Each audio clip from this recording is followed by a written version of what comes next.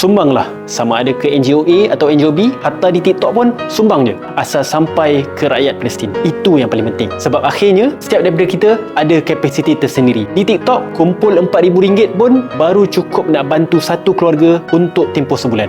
Satu tangki air yang kami hantar pun cuma cukup untuk 10,000 orang. Sedangkan terdapat 2 juta rakyat Gaza yang masih hidup, masih bertahan dan masih perlukan bantuan setiap hari. Itu belum kira yang sakit, yang OKU ataupun yang sudah tua, yang dah tak mampu nak lari tapi masih sabar, masih bertahan di bumi yang diberkati, iaitu bumi Palestin. Mereka lah pejuang yang sebenar, yang sedang menjaga tanah suci umat Islam dengan penuh kesabaran, dengan luka dan dengan air mata. Jadi sumbanglah, berapa pun, dekat siapa pun, asalkan sampai. Tiada yang kecil di sisi Allah SWT.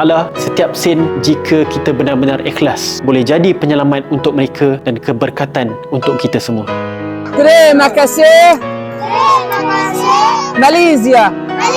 Bye.